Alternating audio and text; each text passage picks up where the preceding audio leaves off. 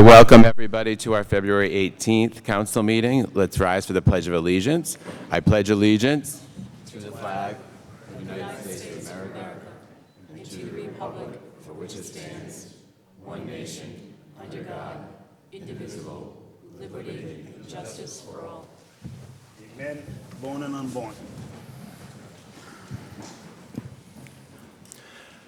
I'd like to take a moment of silence for Dr. Fritz Vayner. She was the chair of the Department of Philosophy at URI for nearly 2 decades, longtime parishioner at St. Thomas More Parish.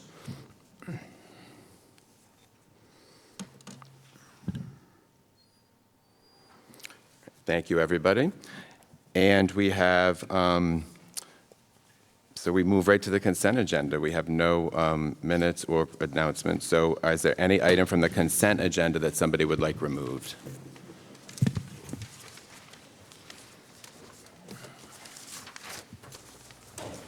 All right, seeing none. I'm sorry, is there a motion to approve the consent agenda? So moved. Second. All in favor? Aye. All opposed? Motion approved 5-0. Item 10 is a motion to read, pass, and adopt as a second reading a resolution amending the official list of parking restrictions and regulations in the town of Narragansett in accordance with the Narragansett Code of Ordinances to restrict parking on Algonquin Road. So moved. Second. This is a second reading. All in favor? Aye. Aye. All opposed? Motion approved 5-0. 11 is a motion to approve the purchase of 5 new Motorola portable radios and 15 radio batteries for the police department from Motorola Solutions in the amount of $15,702.30. So moved. Second. Discussion. Anyone from the public? All in favor? Aye. All opposed. Motion approved 5-0. Item 12 is a motion to waive its current policy and authorize the use of the building renovation, restoration, and reconstruction services contract with Abcor Restoration Company Incorporated to complete building improvements at the towers in the amount of $74,280. So moved. Second. Discussion. This comes from the Towers Committee for renovations there. Any comments from the council? From the public? All in favor? Aye. All opposed? Motion approved 5-0. Item 13 is a motion to approve the purchase of sewer pipeline inspection data conversion and annual software license for the wastewater division from WinCan LLC in the amount of $13,218. So moved. Second. Discussion. Anyone from the public? All right, all in favor? Aye. All opposed? Motion approved 5-0. Item 14 is a motion to approve, ratify, and confirm the purchase of 1 replacement pump for the Condon Street Pump Station from Grundfos CBS Incorporated in the amount of $12,439. So moved. Second. Discussion. All right, anyone from the public? All right, all in favor? Aye. Aye. Aye. All opposed? Motion approved 5-0. Item 15 is a motion to approve the request from the American Diabetes Association to conduct a cycling fundraiser Tour de Cure to be held on Saturday, October 3rd, 2020, from 7 a.m. to 3 p.m., subject to state and local regulations. So moved. Second. Discussion. All right, anyone from the public? I believe this is a date change, is that correct? All right, all in favor? Aye. All opposed. Motion approved 5-0. Item 16 is a motion to approve the 25-year lease agreement for the Windmill Building on Clark Road with the Narragansett Historical Society, subject to state and local regulations. So moved. Second. Discussion. I am going to ask our Parks and Rec Director to come up briefly to discuss this, if there's any, for a brief summary. People know the Historical Society has been looking for a home. This building has arisen as an opportunity for them, and I know that our Parks and Rec Director has met with the Historical Society about this. So, Steve, if you want to give a brief summary, that'd be good. Thank you. So, good evening. Good evening. The Windmill building is located on Clark Road property, as you all know or should know, and we had met with the Parks and Recreation Advisory Board back in November, December. Actually, we were meeting for a number of months with the concern and condition of this building. It's not a historic building, but it has historic value, significance in town. And it was part of Camp Jory when it was originally built and then purchased and handed to the Town Recreation Board. So it sits on our property. It's adjacent to our administrative building in the buildings on Clark Road. So we were concerned about the condition of the building and met with the Rec Advisory Board, and we're at the point where we are actually recommending to the town council to demolish the building. We had funding in our budget to demolish the building back in January 2019. At that time, the Narragansett Historical Society approached the Rec Advisory Board, and wanted to take another look at the building. We had approached them a number of years ago. At that time, they were interested but did not have the wherewithal or funding to be able to rehab the building. At this time, after January, when we were going to demolish the building, they wanted to come back to us and take a better look at that. So they did. And we in the Historical Society believe, and moving forward tonight, to ask you to allow them to have a long-term lease so they can do fundraising. And we think it's a good fit for the property, it's a good fit for the Historical Society, and I think that they are going to be a good partnership with us. I think with the property, the building, it has great potential. It's at the point where if they have the ability, and I think they can do the fundraising. The estimates are somewhere around $300,000 to do that. The problem with giving them a 1 or 2 year lease, they cannot go out and seek potential donors with a short-term lease. So this is why they're looking for a long-term lease. We're in full support of it. It's a building, again, we were going to demolish. I think, again, it's a good partnership. It's good for the town. It's good for the Historical Society. So I think folks are here that can, talk on their behalf. But as far as we're concerned, I think the Rec Advisory Board voted to approve and recommend to the council to approve this lease. Mark Davis has looked and approved this lease, and we're looking for your approval tonight. All right, and any questions or comments from the council? Yes. In reviewing the lease, I actually eventually spoke with Jim today. The way this was rolled out originally to at least me and I believe the other council members was that rather than tearing down the windmill to give the Historic Society the chance to be able to fundraise, to be able to complete the construction and necessary and give it a period of between 1 to 2 years. However, that is not included in the lease. The lease does not make mention of that. I spoke with Dr. O'Neill today, also with Jim, and Jim has some suggested language to add on to this. Jim?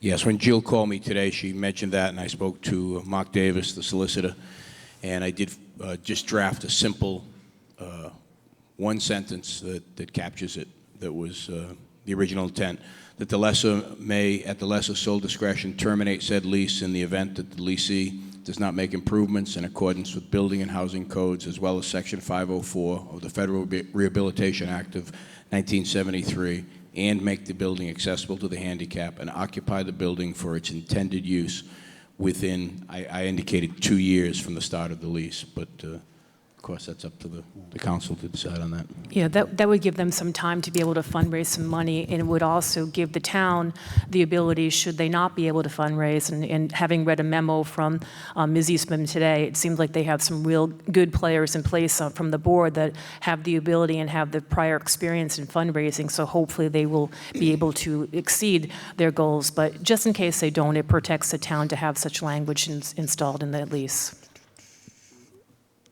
Okay, Mark, so this is like a performance addendum to the lease?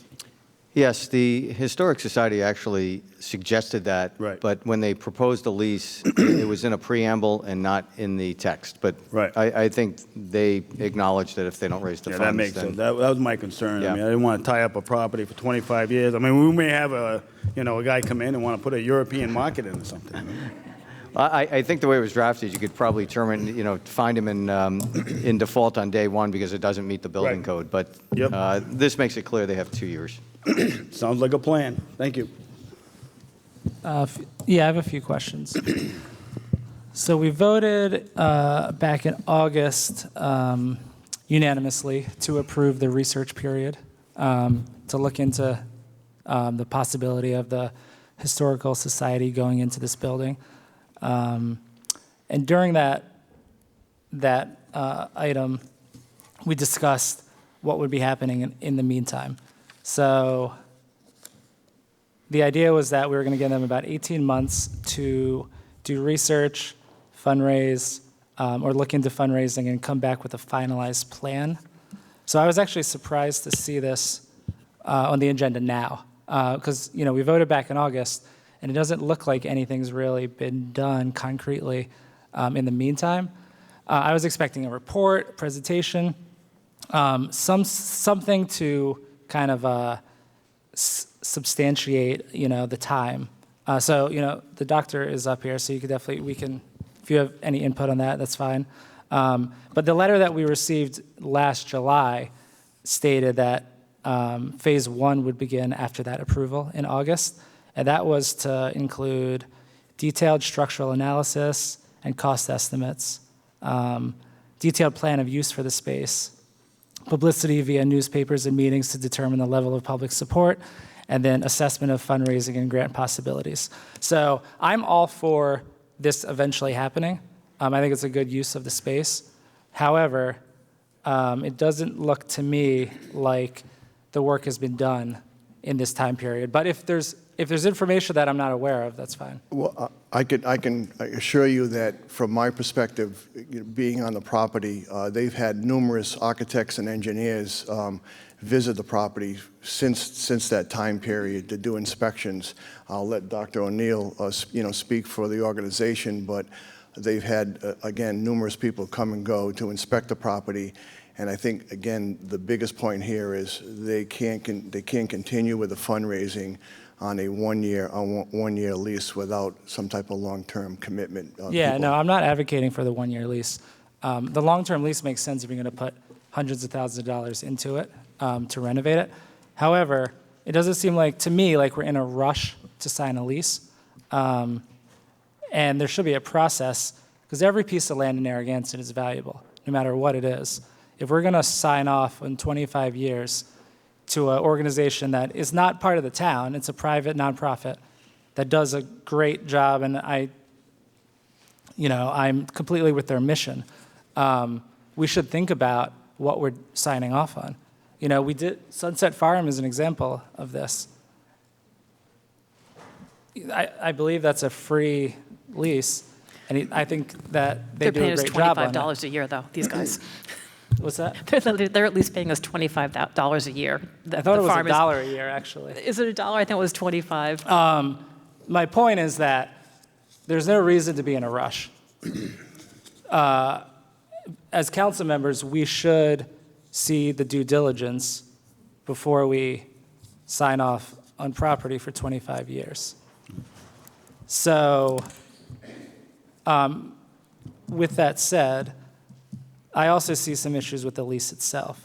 So I know that in the letter, there was a statement, this is the letter from Dr. O'Neill and Shirley from July that says, in the future, if the Historical Society fails as an organization, we would agree that the building will be returned to the town ownership, which is great. However, that's not explicitly stated in the lease. And we know that if it's not in the lease, it doesn't exist, just like the P&S for other properties that we deal with. Also, there is a line about the town taking ownership of maintenance of the grounds, which would cost the town money to do, whether it's our DPW. We're doing that now. We maintain the property. That's now. fine, but other examples would be the South County Museum, a similar situation. And my understanding is that they maintain those grounds. That's correct. Okay, so that's something to think about as well. Again, I think it's a great idea. I said that in August, and I think that now. However, we have a responsibility to do it the right way, and we should see some information on how this is going to happen, in my opinion, before we give away land for 25 years. So with that said, I'll make a motion to continue as we go through this process and revisit it once there's more information. Well, I think we can. Is there a second for that? Okay. Go ahead, I Patrick. think we can take care of this now. Mark, how about if we do 5-year blocks, keep the 2-year performance and do 5-year blocks up to 25 years?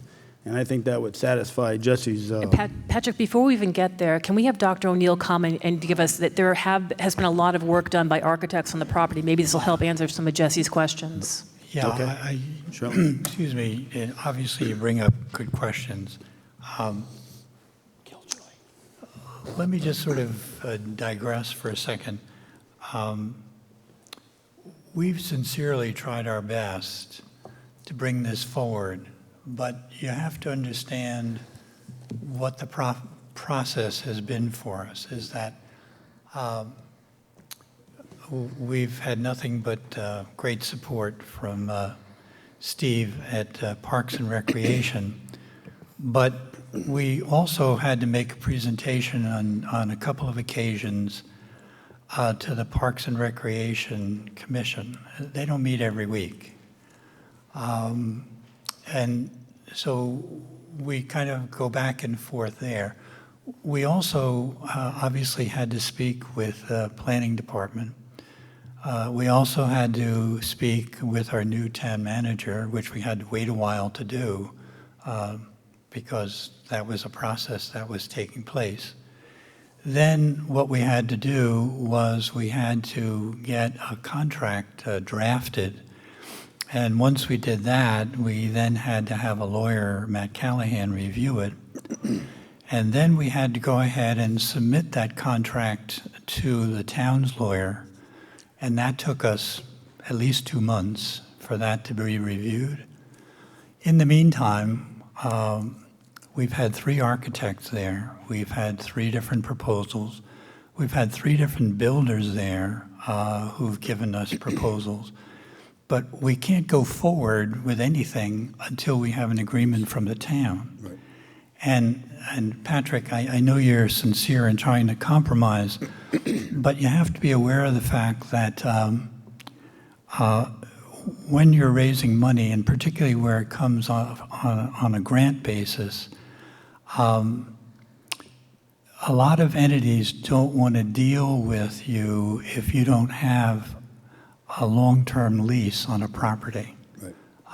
In other words, is that a 5-year lease sounds like a nice accommodation, but it really doesn't work. And one of the funding agencies actually specifically said that if you had less than a 25, preferably a 50-year lease, they wouldn't even look at your grant proposal. So the process is exhaustingly and agonizingly slow on your side, not our side. Yep. We've been doing our best in terms of approaching people and going through the steps within the town to kind of reach this point. Right. Postponing it, we already lost a $10,000 grant that we were going to get from Preserve Rhode Island if this had been accomplished in January when it was proposed most likely to take place, that this would reach this august body, but was delayed because the town lawyer was involved with a number of other issues that the town has legally and wasn't able to take a look at it. So I guess I'm just hoping you understand this has very little to do with our lack of effort in terms of moving the process forward. Believe me, it doesn't. As an aside, I just want to increase your enthusiasm by saying, I don't know whether you know, but there are a few different windmill buildings in Rhode Island. We have one in Narragansett. It's at my home on 560 Ocean Road, because up until the 50s, there was a big, beautiful windmill on top of the tower that's on the edge of our house. And that went down with one of the hurricanes. So that's our other windmill building here in Narragansett. There's a windmill building in Jamestown everybody's aware of. There's 2 in Middletown, one of which got moved from Portsmouth. Those all have blades. Then there is something that a lot of people aren't aware of. It's called the Longfellow Windmill Building in East Greenwich. and that one never had blades on it, and looks very much like ours, the town's. And that actually was owned by Longfellow, and he wrote a poem, the windmill.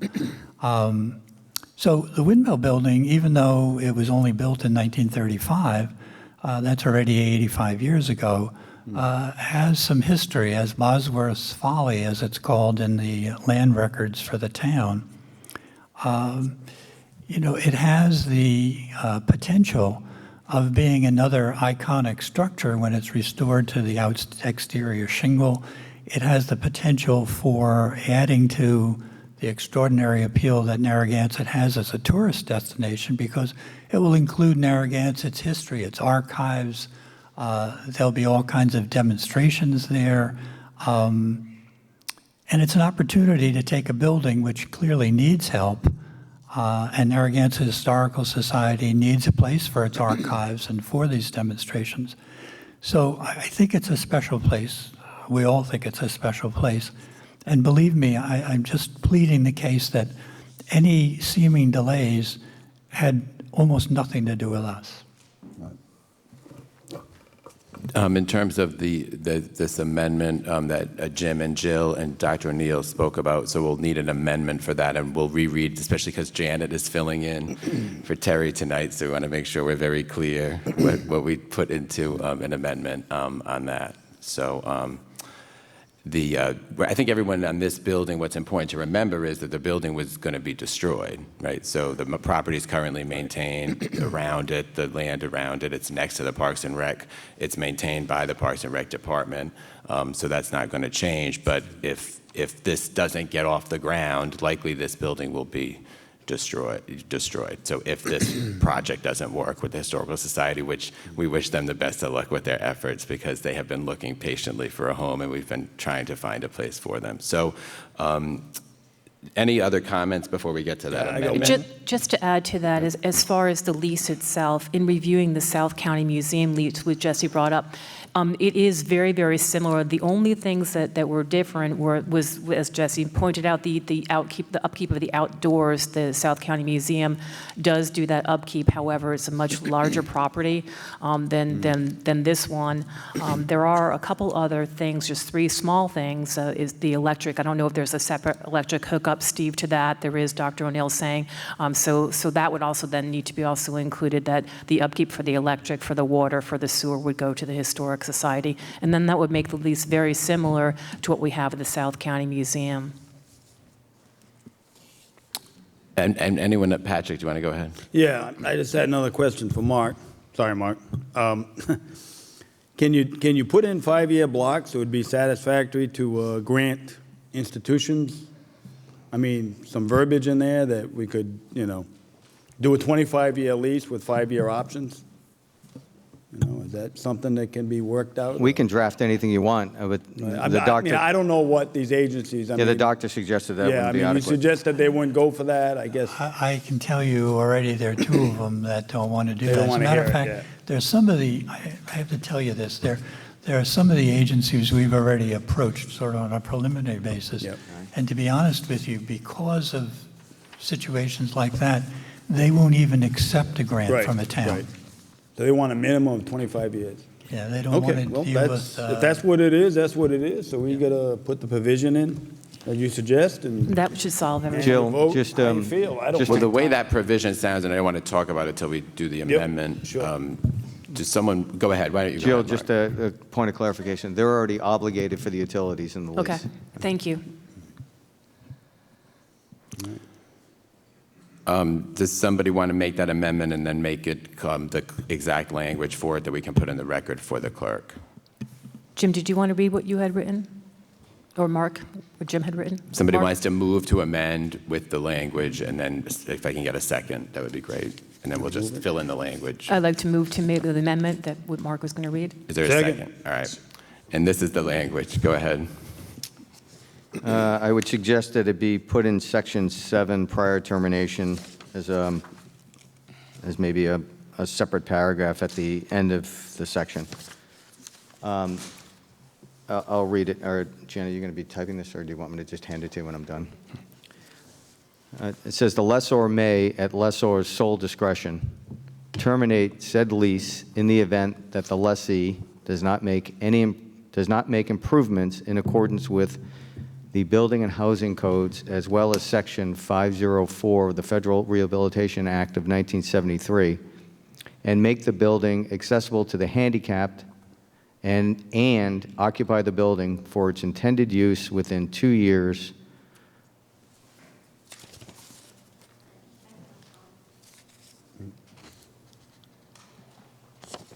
I just want to make sure about, I think we defined the term effective date, but I wanted to make sure.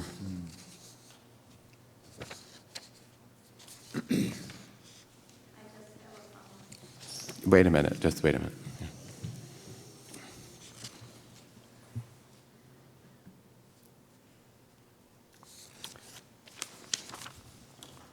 Within 2 years from the commencement of the lease.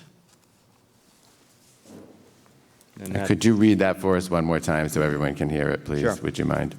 The lessor may, at lessor's sole discretion, terminate said lease in the event that the lessee does not make improvements in accordance with the Building and Housing Codes, as well as Section 504 of the Federal Rehabilitation Act of 1973, and make the building accessible to the handicapped and occupy the building for its intended use within 2 years from the commencement of the lease.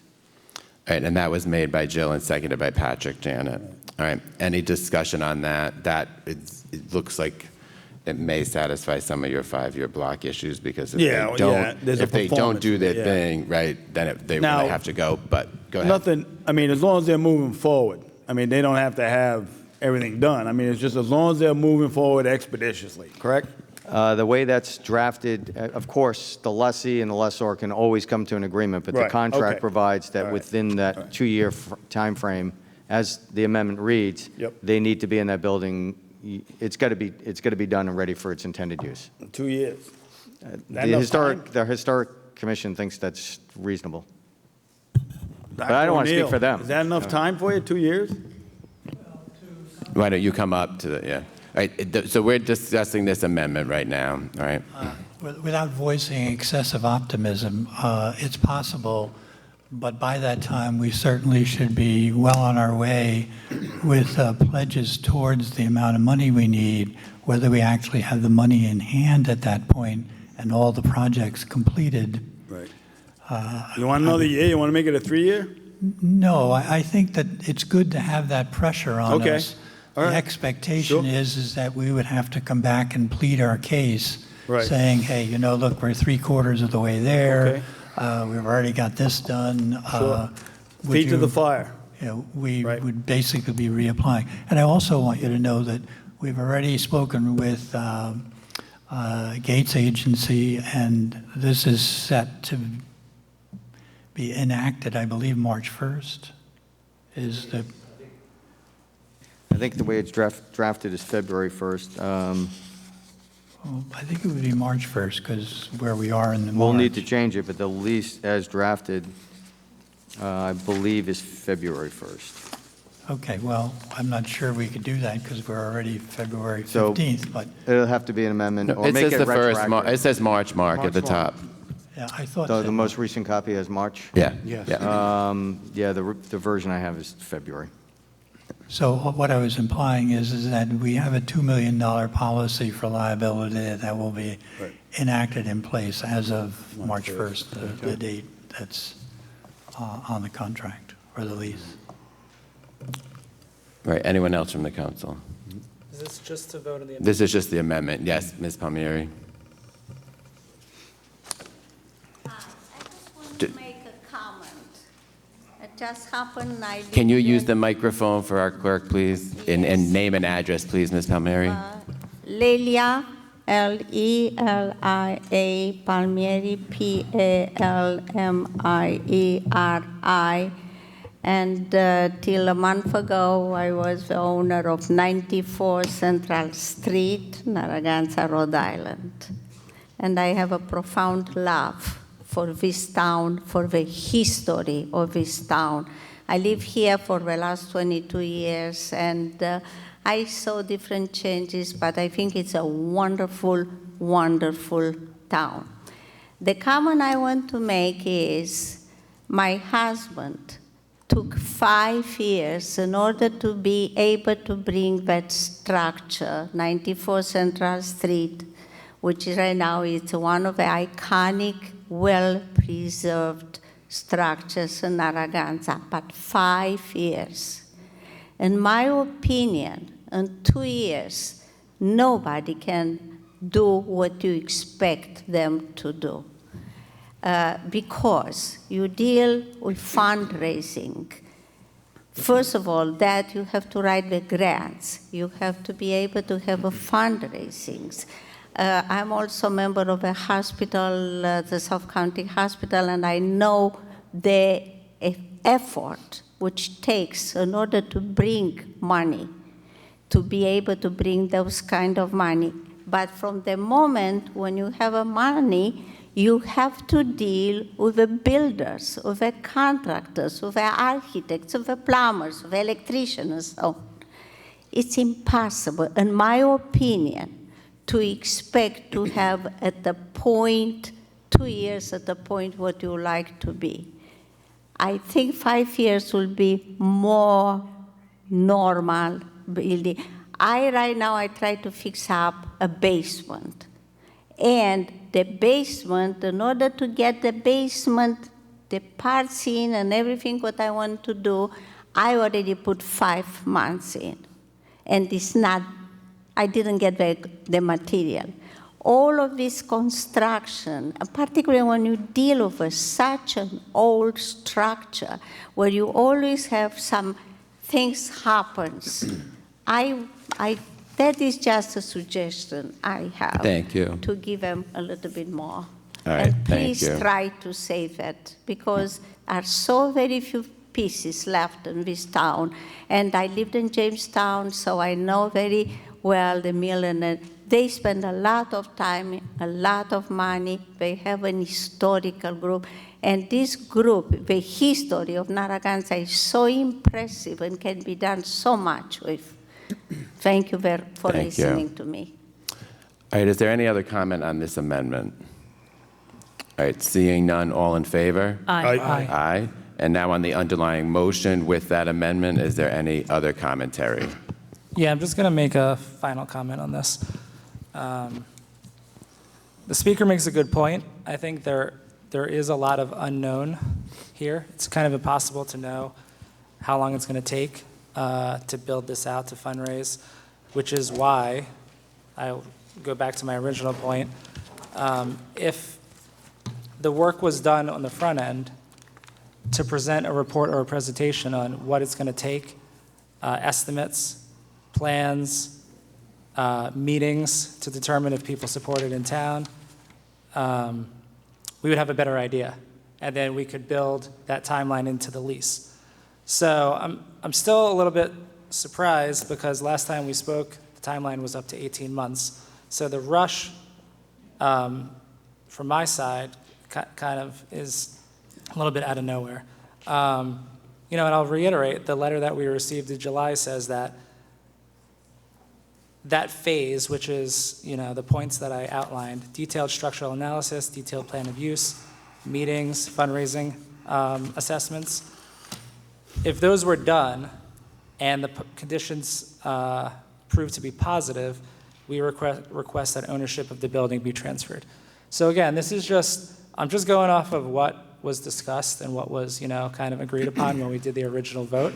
And without that being done, for me, it's irresponsible to grant this land to an outside organization without knowing these facts. So I think this is probably going to pass, and I wish the society luck moving forward. I hope it works out well, but I'm going to have to vote no, and I would prefer to continue it rather than vote yes now. So that's my stance on it. All right, is there anyone else from the council? All right, again, the property is in disrepair. I think it's important to note that it would be either destroyed or this option, and if that doesn't go anywhere, then meaning if the Historical Society is not successful, it's going to revert back to the town. So all in favor? Aye. Aye. All opposed? No. Motion approved 4-1. So good luck, everybody. We're going to turn to public hearing decision. It's only a motion to schedule. It's a motion to schedule a public hearing for amendment to Narragansett's Code of Ordinances addressing recreational vehicles in residential zoning districts. Is there a motion? So moved. So moved. Is there a second? Second? Well, Okay.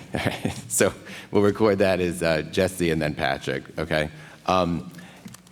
The date we're looking at for this is April 6th at 8 p.m. Is there any discussion? the only thing I'll say, because I still get a lot of emails about this, it's a very minor amendment to the ordinance. What it does is increase the height for recreational vehicles from 9 feet to 15 feet, and the length from 32 feet to 44 feet. There's nothing else in this amendment, as far as I know. So that's the only intent. Nothing to do with storage of boats, no changes, no additional restrictions. It's just the length and height increase. So the other thing, only thing I wanted to add to that is I reached out to Chief Partington today to ask about how large our largest fire truck is to try to get an idea about this height. So our largest ladder truck is just under 12 feet and 42 feet long. So what this amendment is doing is asking that a vehicle be larger than our largest fire truck. Yeah, so we've done some research on this, and the ordinance is so old that 9 feet was a viable height for an RV. Nowadays, you really can't even, no one buys an RV that's 9 feet tall. I think the average height is like 13 something. So that's really the reason for this, because it's just trying to be realistic. By making it 9 feet, you're essentially outlawing RVs to be stored on property because nobody has an RV that small. So that's again, the intent is to allow people to store their RVs. All right, again, that's for April 6th at 8 p.m. Any further discussion? All in favor? Aye. Aye. All opposed? Motion approved 5-0. A motion to refer the draft ordinance to the planning board for review and recommendation. So moved. Is there a second? Second. All right, all in favor? Aye. Aye. All opposed? Motion approved 5-0. Return to the regular agenda. Item 17 is a motion to approve and authorize the Narrow River Preservation Association to install a webcam receiver on the Narrow River Kayak Office Building subject to state and local regulations. So moved. Second. Discussion. I'm going to ask if Steve Wright can come forward if you have any questions for him. I think the explanation on this was self-explanatory. Any questions from the council? No. All right. Any comments from the public? All right. I think you're okay then, unless is there anything you want to say? No? Okay. All in favor? Aye. Aye. All opposed? Motion approved 5-0. Item 18 is a motion to allocate $10,000 to VFW Post 916 in Wakefield, Rhode Island to support its efforts on behalf of Narragansett's military veterans. So moved. Second. Discussion, this item comes from Rick. Rick, why don't you go ahead for us? So again, the VFW post that's in Wakefield, we have quite a few Narragansett members that use it.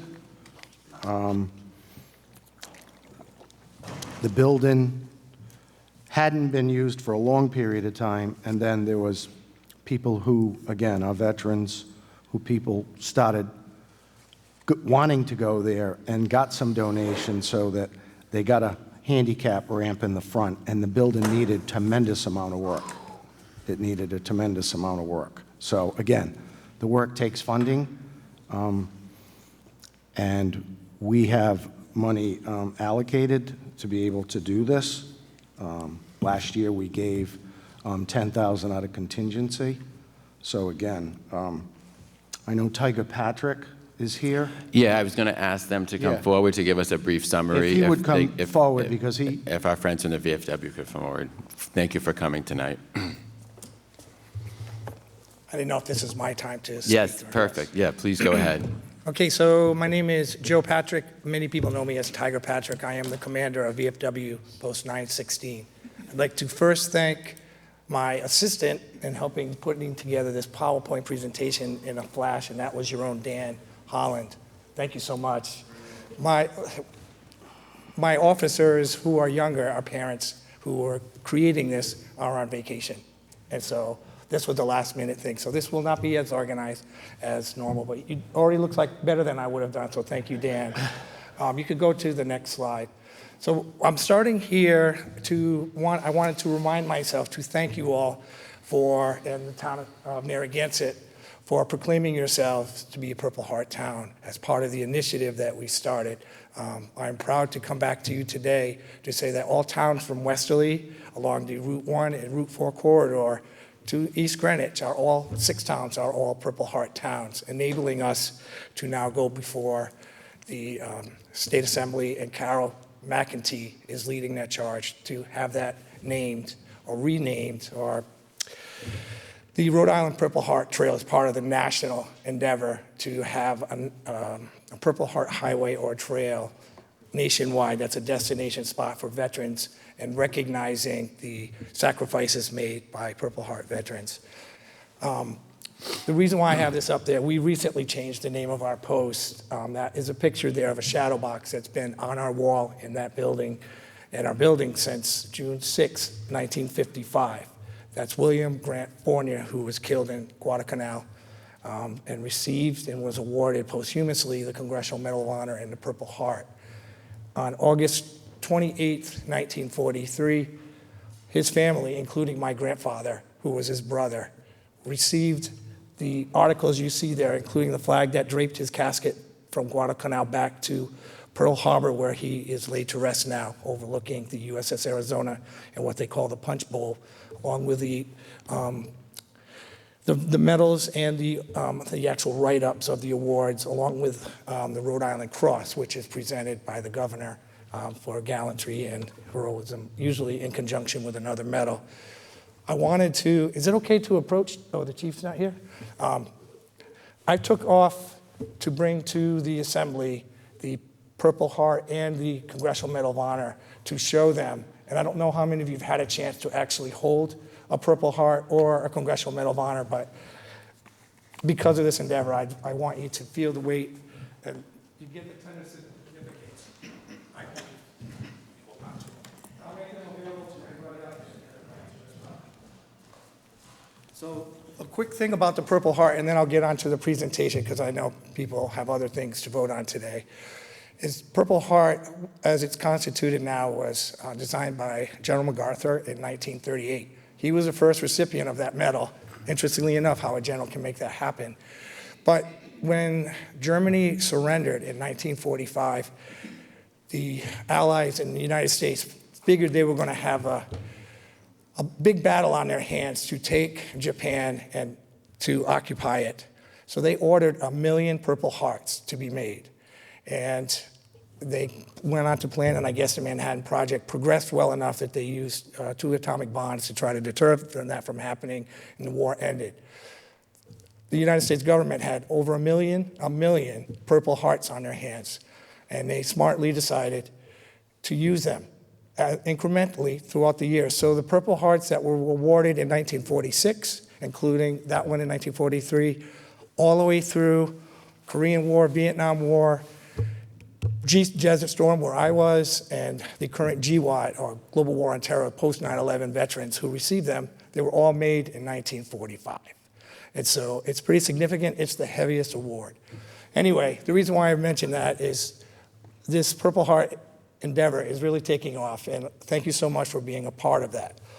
Moving on, and that all came through our little post right here at 916. The demographics of our post is we have 20% of our membership are Narragansett residents. I think 3 more are, but they're snowbirds, and they come back only here in the winter, so that makes 23 of our 104 now.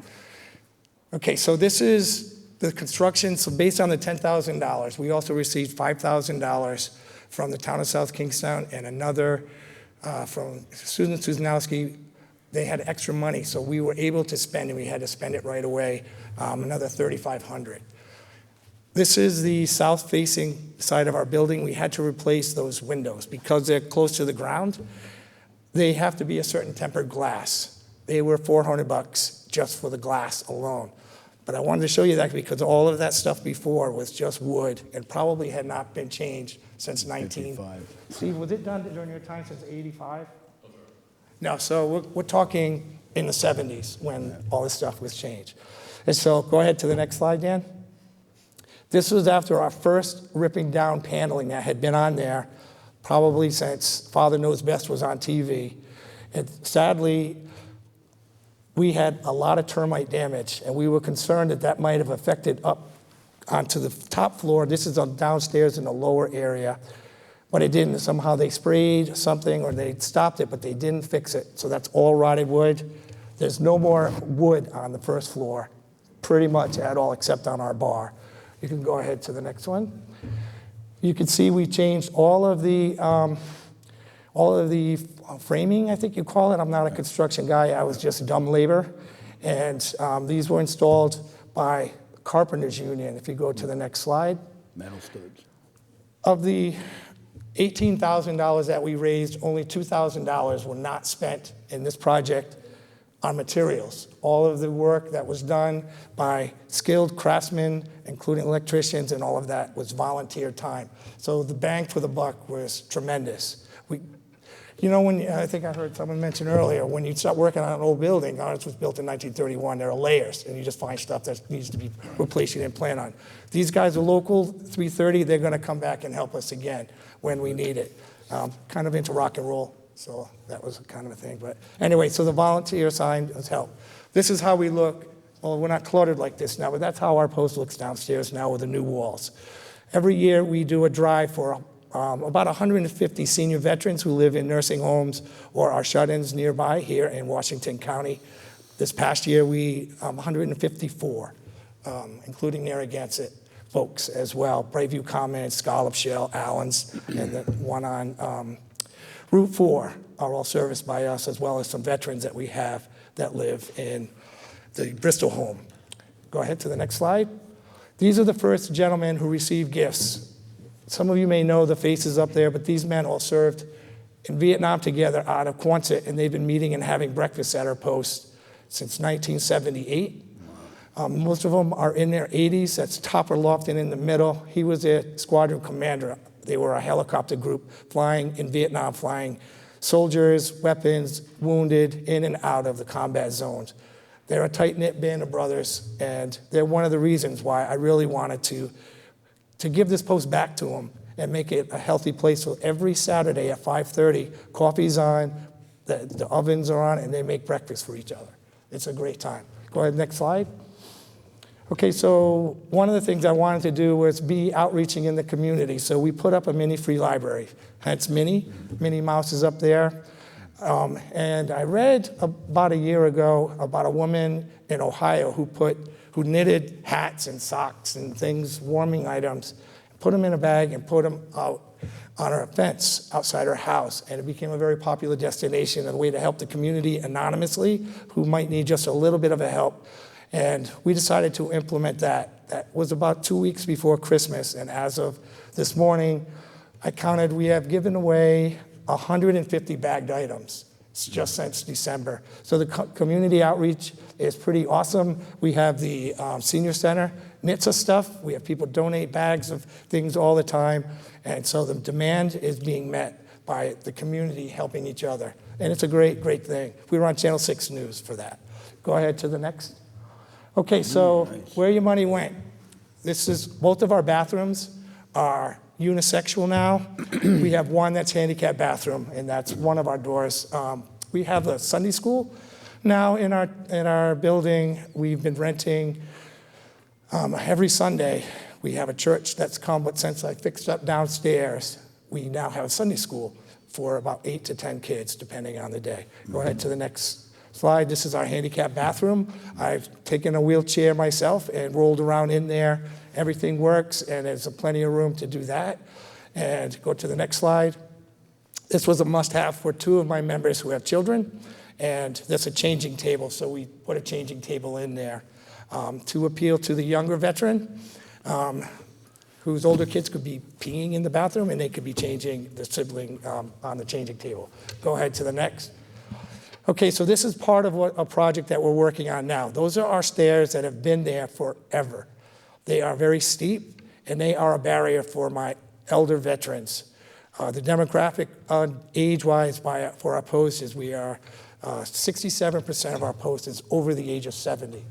And so it's daunting. And in fact, the folks who come into church every Sunday, they either come upstairs or they hang out downstairs. They don't go up and down. And so we are looking into getting a stair lift or one of those that takes you up. But unfortunately, go to the next slide, please, Dan. It's an L shape, and it actually they're trying to sell me 2 different Stairmasters, whatever that tool is called. The price ranges between $4,000 to $8,000, depending. So we're still working on that. And so it's something that I think we need, and it's a priority item. Go ahead to the next one. Okay, so this is another one of our donated projects. There was a slide that should have been in there, but it's the Stantons, who are a local business. I went to school with Guy Stanton. We're both in our mid to late 50s. Their father was a Vietnam veteran, Wilbur Stanton. If some of you are locals, you know him. They wanted to give back to the post to honor veterans, and so they, for free, put the stones that are on the top half of that veneer. Those are actual field stones and not a veneer you can buy at Walmart. They had to go and hand pick them out and put them in, and they did that for free on the side. On top of that, for I think it was $1,800, they capped and sealed in our chimney from the outside. One of the problems you'll see in the next picture, I hope, water damage coming in from outside had to be stopped, and they took care of it, and that's part of the problem that we need to fix now. Where you see there, that is on the northeast corner of the building, and so the heavy storms coming in hits the wall of the chimney going out, so it kind of comes down like a rain cloud. There was a lot of damage. Underneath we fixed, and now we just have to pull the floorboards up to try to fix that one location there. Go ahead to the next one. Okay, so our floor is basically like this floor, where the big difference is we don't have a subfloor. It's basically these boards are nailed or glued to forms every 18 inches, give or take, which causes a problem. Probably back then that saved them a couple $100 back in 1931, but it's caused a problem now. So because of the rain coming off the chimney, that area where you see the podium, it's waved, it's bumped, and you can't put chairs really on there, you can't put tables on there. And so we're working on it. I'm not a floor guy. Steve, my colleague here, another comrade from the post, past state commander, we're looking at it. And we're very cognitive because time is tight, as far as finances and all of that, and I appreciate everyone's dilemma. But we really need it because we want to open up this space to be able to have other groups come and use it for conferences, et cetera. I told you at the beginning, we changed the name of our post to William Grant Fournier. We're rebranding the building as the Washington County Veteran Resource Center, and we now house the American Legion Post 39. We host the VVA Local Chapter 223 and the Washington County Veterans Association. We're trying to get back the Marine Corps League. There were 2. One was at our post, and the other was out at the Downey Weaver post in Westerly, and they've been struggling, so we're trying to combine them and bring them back. When we lost Narragansett resident Joe DeBrosca, I don't know if you remember him, great guy, Iwo Jima survivor. He's a great guy. He was the glue that held a couple of these veteran groups together, and you can't replace that. We're trying, and so we're getting better, but he was a good man, and his picture is like the 5th one on the right on that bottom shelf. We're a little behind on there. So we're just looking for just continued support to be able to support the veteran and the family members going forward. Go ahead, Dan. Oh, we should have more pictures. Okay, so this is us at Charo. We're really big in outreach.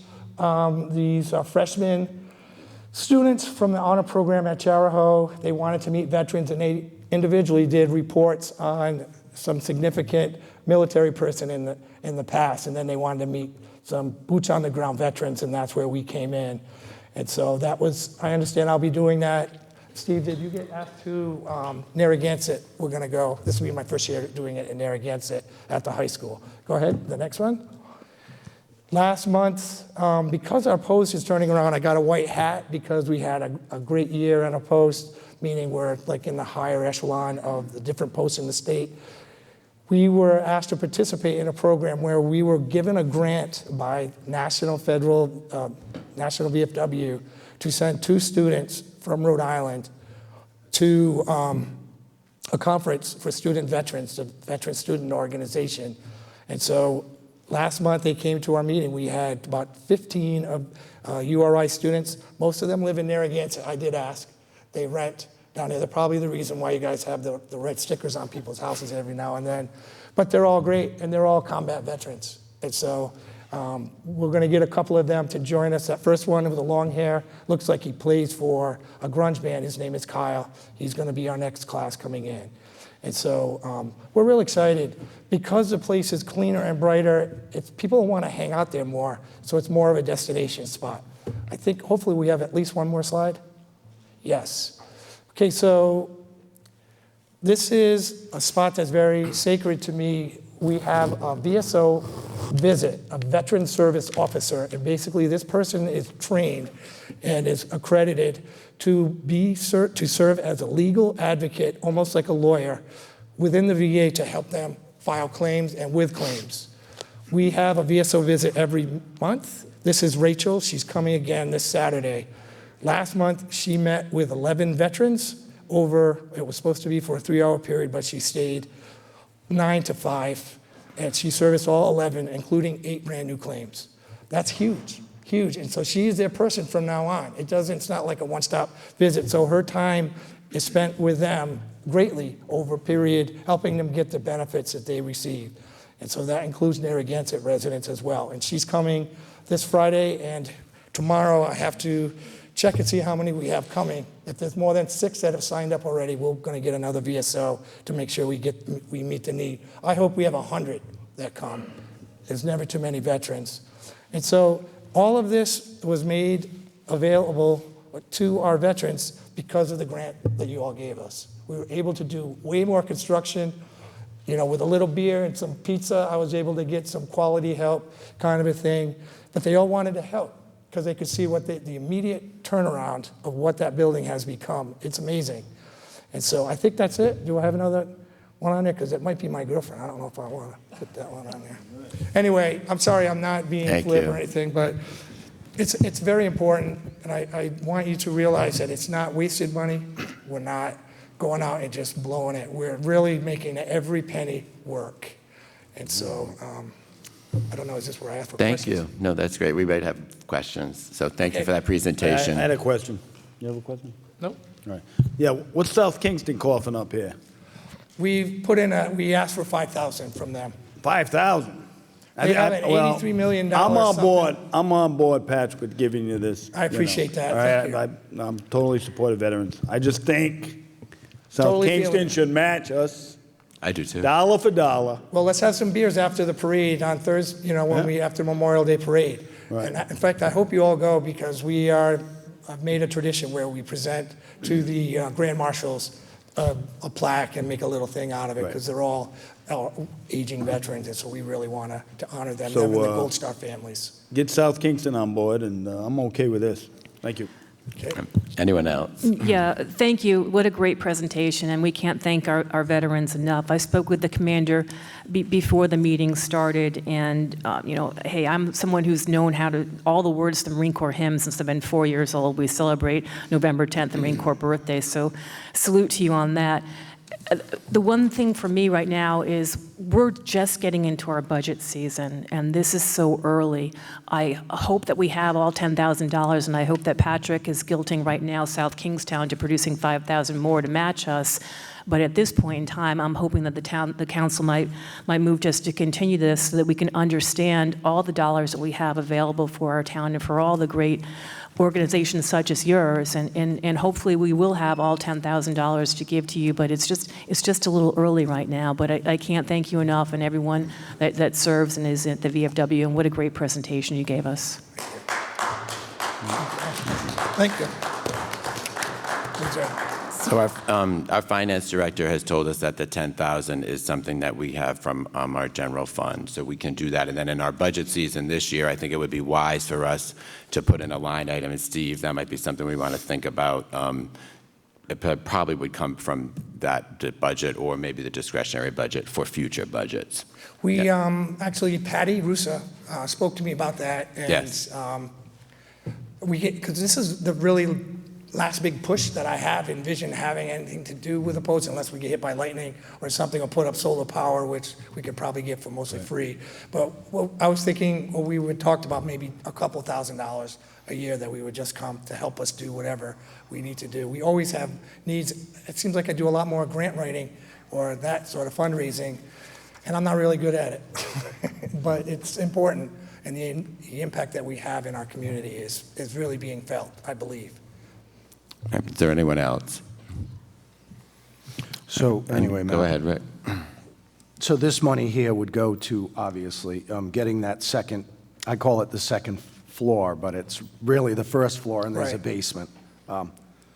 This would help with the other monies that they've raised and people have donated to get, hopefully, this project almost completed. It may take even a little bit more money as they dig into it. There's the unexpected. So for me, I put this in because we have the money.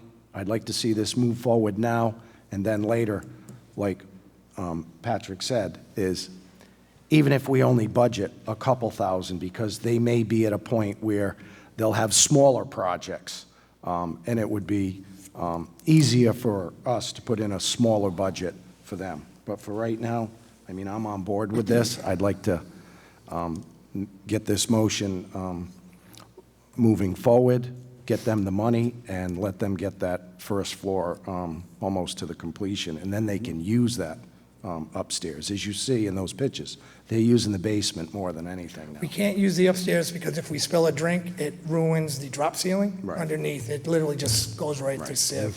It's crazy, but it's old. Right, anyone from the public? All right, thank you, and thank you also for Steve for being here. All in favor?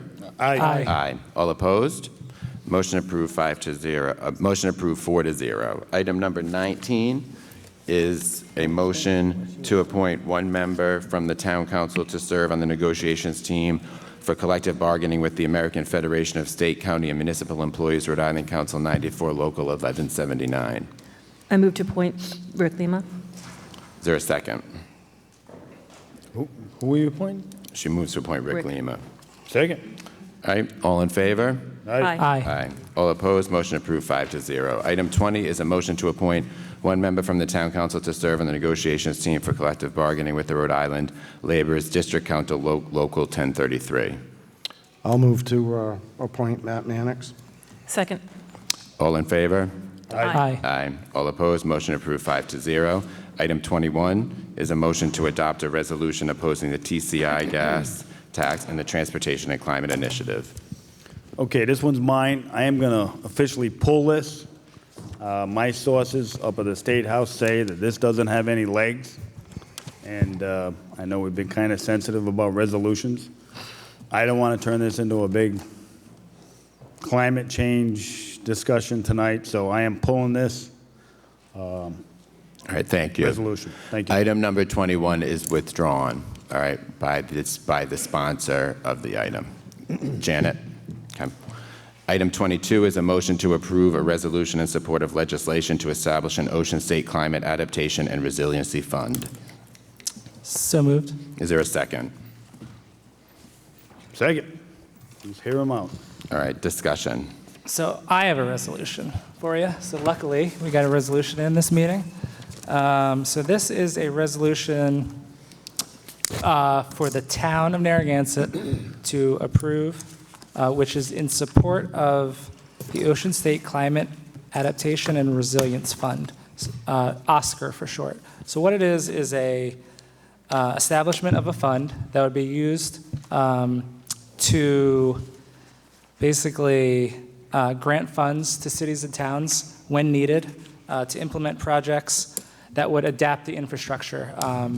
Basically, it's kind of like built-in insurance to deal with climate change-related issues, erosion, that sort of thing. The way that this fund would be created is a very, very, very small fraction of a penny gas tax. It is 1/10 of a penny per gallon. Before I get into more details, I would like to invite Jed Thorpe up to the podium from Save the Bay. He can give probably more accurate information than I could. Thanks, Jed. Sure, thank you. Jed Thorpe with Save the Bay. As most of you probably know, our mission is to improve and protect Narragansett Bay. Within that mission, we have 3 priorities: improving water quality, ensuring public access, and improving coastal habitats. Climate change has an impact on all 3 of those, so that's why it's a major concern for us at Save the Bay.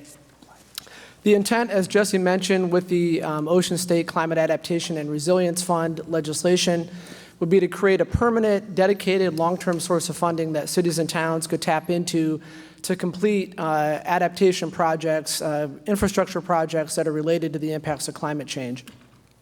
Climate change is already here. Sometimes I hear people talk about climate change like it's something that's going to happen in the future, but the impacts are already being felt. We see them on a daily basis, and those impacts are only going to get more severe over time. Currently, most cities and towns have no line item in the budget, no dedicated source of funding for climate change projects. So this would, in our opinion, fill a need that's badly needed at the town and city level. As Jesse mentioned, the way that the fund would be created would be through an increase on, let me take a step back. Currently, there's a fee that's assessed on all petroleum products that are imported into Rhode Island by ship. It's called the oil spill prevention fee. It's 5 cents per barrel, 42 gallons in a barrel, and that generates roughly $2 million a year. This legislation would double that 5-cent fee to 10 cents and then put that additional 5 cents in a dedicated fund. It's a restricted receipt account outside of the general revenue fund that DEM would use to award grants to cities and towns for adaptation projects. There would be no match requirement. The way that the legislation is written, this would be direct grants to cities and towns. But these funds could be used as match if a municipality is seeking additional federal funding, like through NOAA or National Fish and Wildlife Foundation, which sometimes has funds for climate-related projects. So that's a lot. I'll stop there. If you guys have questions, I'd be happy to answer any questions that you may have. All right, thank you. Yeah, so I have a question.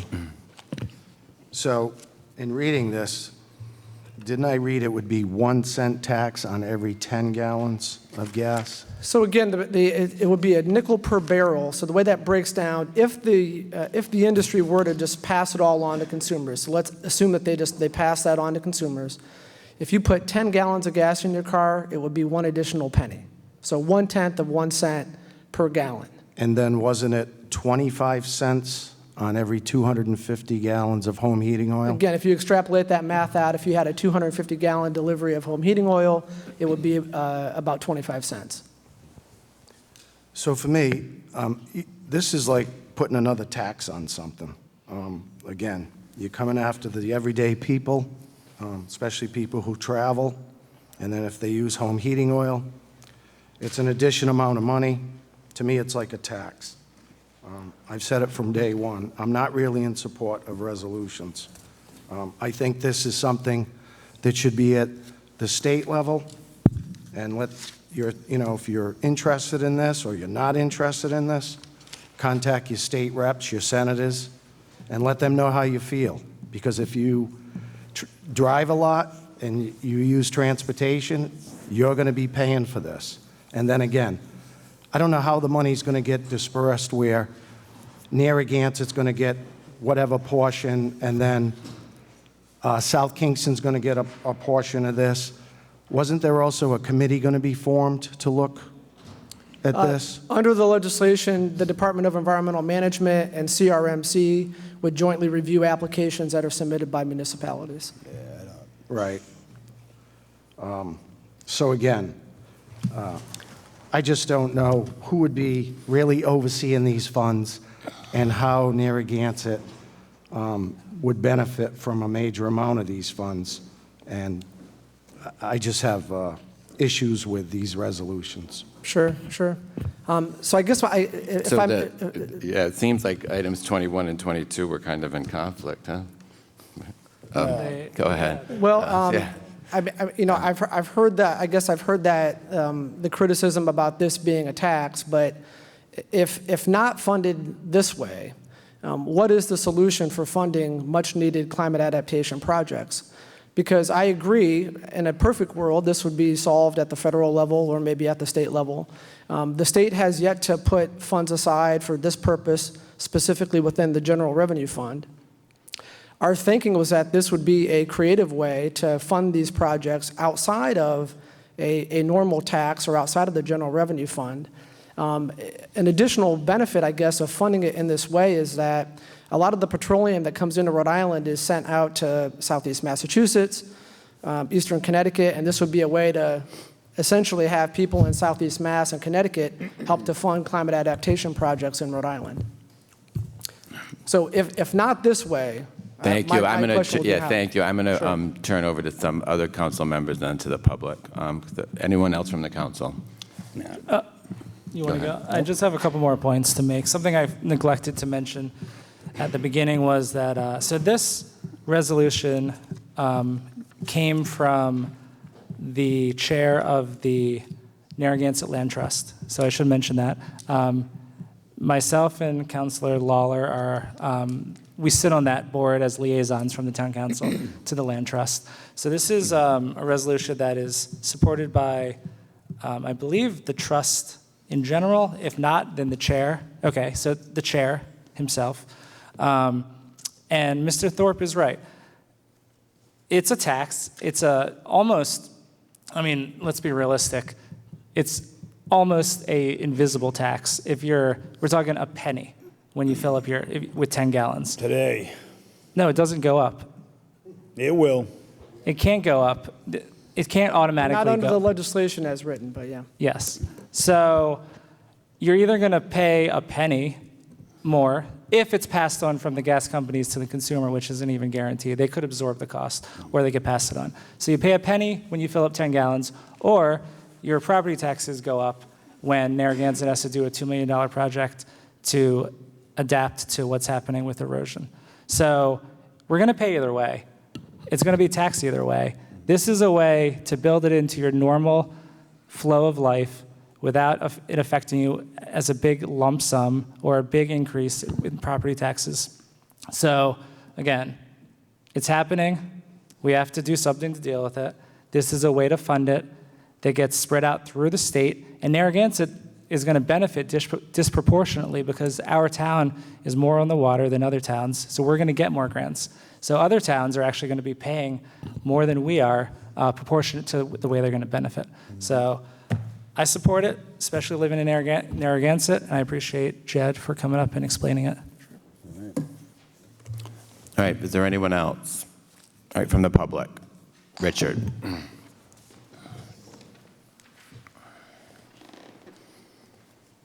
Yes, certainly you may have more information than I do looking at this, but we've had a long history of money flowing in, and it flows out for different purposes. The 9/11 emergency fund is an example of that. I just don't feel comfortable what our history in Rhode Island and probably nationwide, that this really happens. And I don't know who controls Oscar. I had an uncle, Oscar. You certainly wouldn't want to give him control of the money.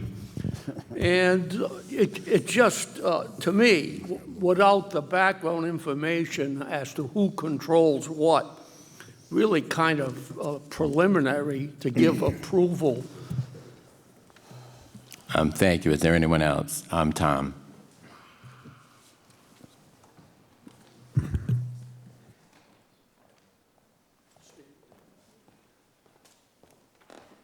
Yes, Tom Rogers. I'm the chair of the Land Trust, but my purposes for discussing this was the fact that I was on the board of Save the Bay for 20 years and the president of the board for 3 years. And the source of funding we're talking about here, I agree with Jesse and with Jed, thank you for coming, is de minimis. We're talking actually it's 0.09 cents per gallon. It's 5 cents per barrel, which is a 55 gallon of oil coming into the town. Last year or this year, we got, I think, a $9,000 grant from a CRMC or a DEM fund to study the relocation of the entrance to Middlebridge property, which is the land trust property. For one of the reasons of which is the fact it gets flooded periodically, and therefore we got money from CRMC, I think it was, or DEM.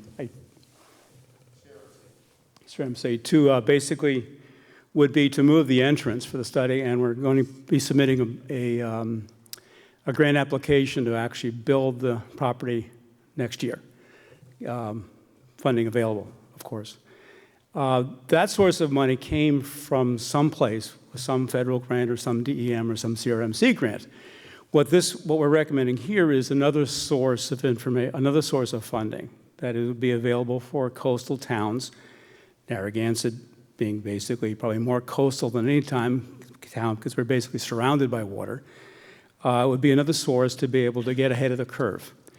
The issue is climate change, yes. The issue also is erosion, which is caused by both tidal effects and also by storm surge effects. So if you can get ahead of the curve, you can prevent damage before it happens. It's in our interest to do so.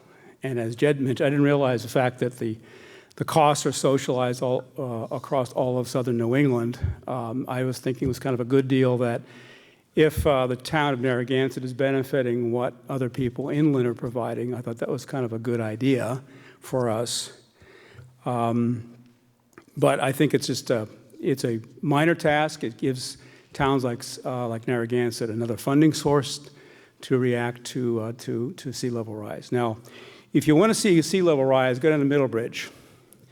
And if you look just to the north of the boathouse, and if you get out on the dirt parking lot there, and you look to the north, you'll see there's a line of grasses which are no longer mowed, and there's a little bit of a bubble in it. If you look right in front of that, you'll see a darker colored green. And what the darker colored green is a salt-specific species, no longer Kentucky bluegrass. It wasn't there 5 years ago. So what you're seeing is salt marsh migration into areas that didn't have it before. And what this fund would do would be to help to encourage salt marsh migration, because without it, it significantly changes the ecology of Narrow River and Narragansett Bay. Any questions? Thank you, Tom. Stanley.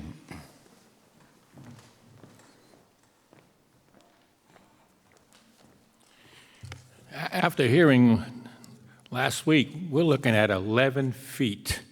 11 feet. You know, we all didn't believe about this global warming. I was kind of skeptical myself. However, after seeing this month, we haven't seen a January like this. As long as I can remember, 1954 is when my memory kind of starts, and I don't see a January like this. So therefore, I believe global warming is coming, and it is happening. So yes, we got to prepare, but this 1 cent, you know, I can visualize what we're going to need. Probably going to need a doggone 20-foot rock wall out there to try and stop it from coming in. You know, 1 penny, I don't think it's going to do it. It's a serious problem. My wife Mary remembers water waves coming up the street up to Caswell Street. I think it was a '54 hurricane. So we have a problem, there's no doubt about it. This 1 cent's not going to do it. And again, taxes, I'm with you. You know, 1 cent, it's going to go up. Exponentially, as time goes on, it's going to go up. I'm not so sure I want to see a gasoline tax going through the roof. I don't know what's the alternative, but I don't want to start another tax. It's kind of a hidden tax. We can't see it.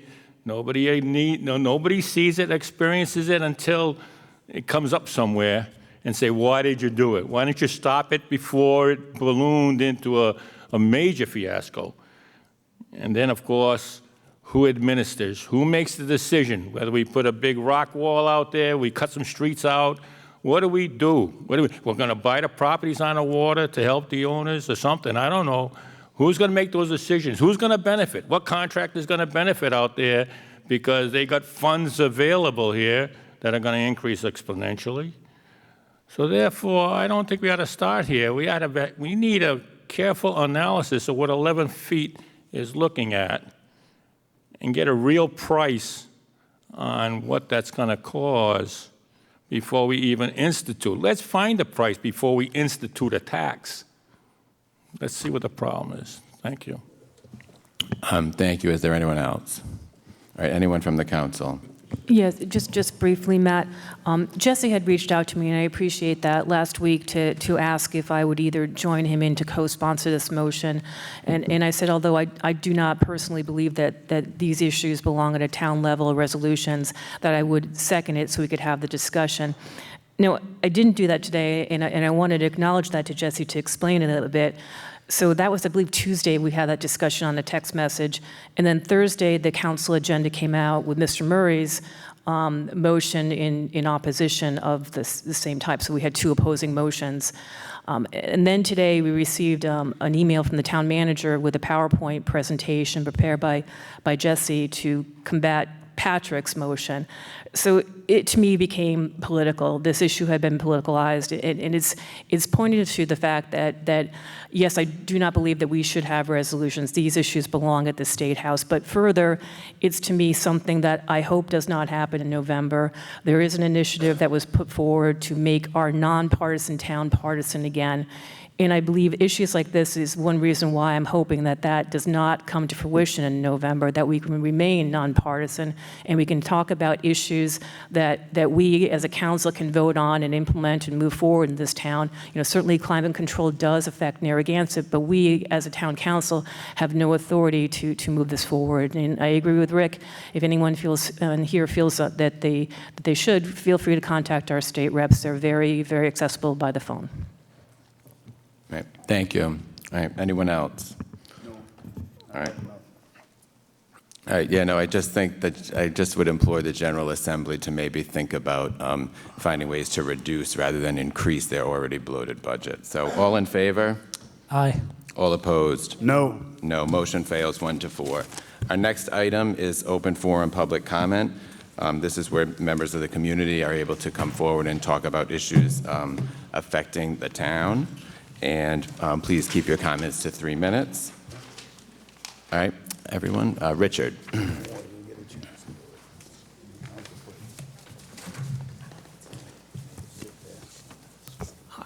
I'm going to make one more plea that we all get together on two verses, a verse from each song. Working together, we can work it out. And you don't always get what you want. And I've mentioned this many times. No one has joined me in singing this. You know, what we've got, thinking back to Big Daddy and Cat in the Hut Tin Roof. Who was Big Daddy? It's Cool Hand Luke. Yeah, and he said mendacity. I smell mendacity here, and I've certainly heard a lot of mendacity here.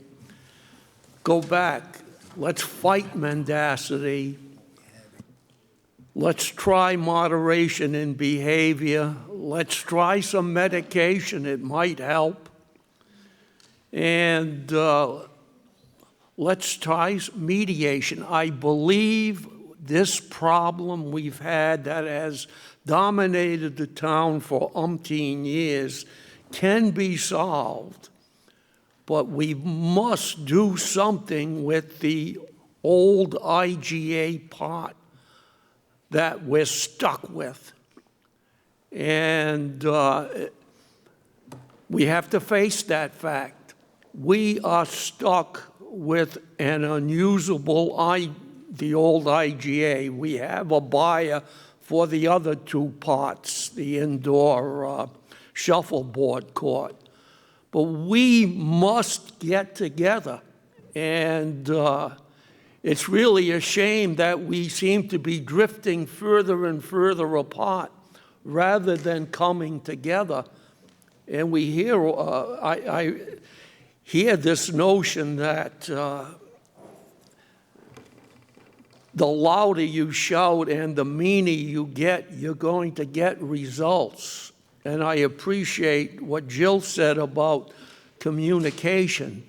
Communication is about being effective.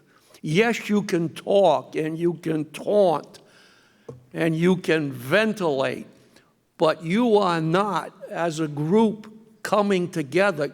Good communication strives to get people together, not to further mendacity. Thank you. I apologize. I thought you were going to do a quotation from Cool Hand Luke, but you didn't, so I was wrong. Stanley. Yeah, sounds like we have failure to communicate. That's what I thought he was going to say. Communication. Now, you just set my brain off on that one. Communication. Yes, I think it's very important for communication. But, I think while we're conducting our communication, we should be really discussing facts. Opinions are fine, and a lot of opinions are fine, but I'd like to hear facts, scientific facts, proven facts, something that's true for sure.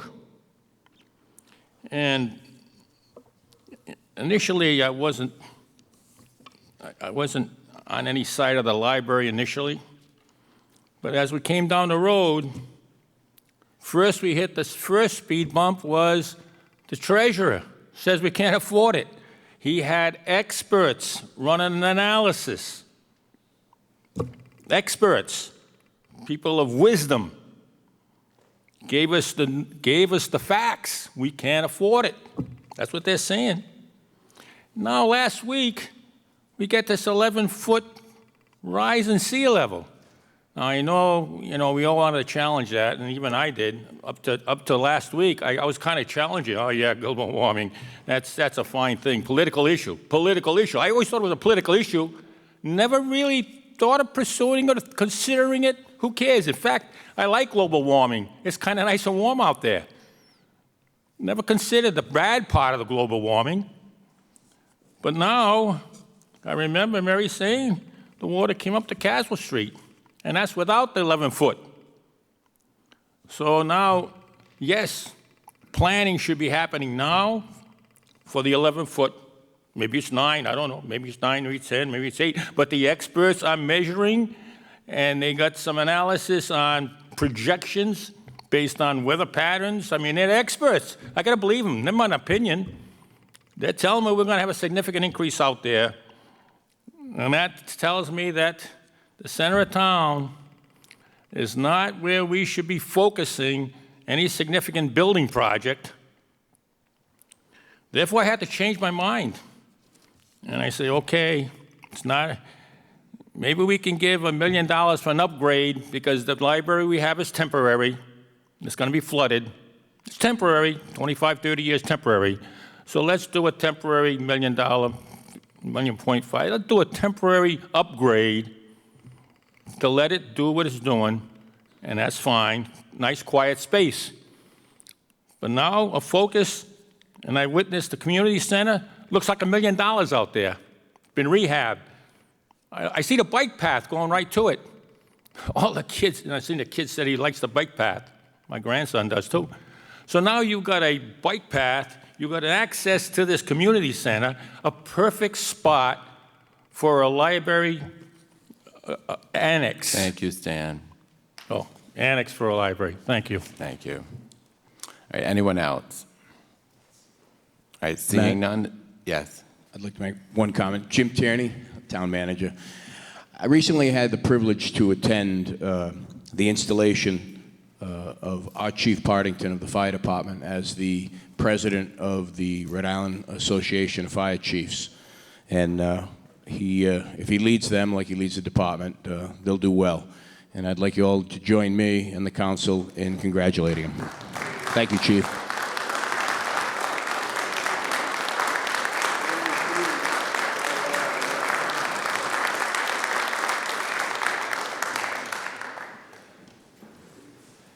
All right, is there a motion to adjourn? So moved. Second. All in favor? Aye. Aye. All opposed? Motion approved 5-0.